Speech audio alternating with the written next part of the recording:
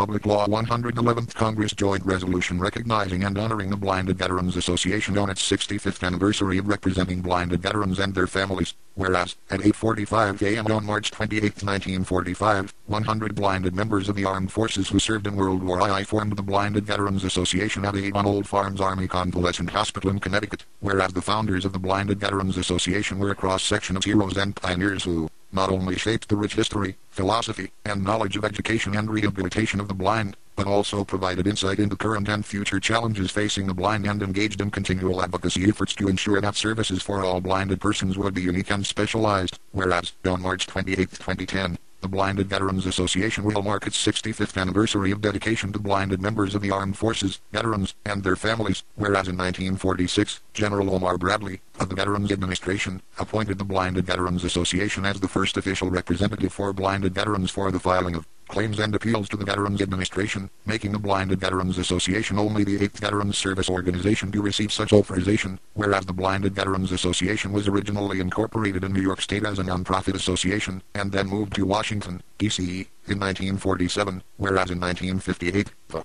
58th Congress approved the Congressional Charter for the Blinded Veterans Association, whereas from its early beginnings, the Blinded Veterans Association encouraged the blinded veterans it served to take their rightful place in the community with their fellow men and work with them toward the creation of a peaceful world, and it has continued to advocate for the war-blinded to regain independence, confidence, and self-esteem through rehabilitation and training, and whereas many people of the United States recognize March 28th of each year as Blinded Veterans Day, now, therefore, be it resolved by the Senate and House of Representatives of the United States of America and Congress assembled, that Congress, 1. Expresses appreciation for the efforts of the Blinded Veterans Association in improving the rehabilitation services, education, and benefits for blinded veterans of the United States, 2. Supports the goals and ideals of Blinded Veterans Day, and 3. Calls upon the people of the United States to observe Blinded Veterans Day with appropriate programs and activities. Approved April 7, 2010.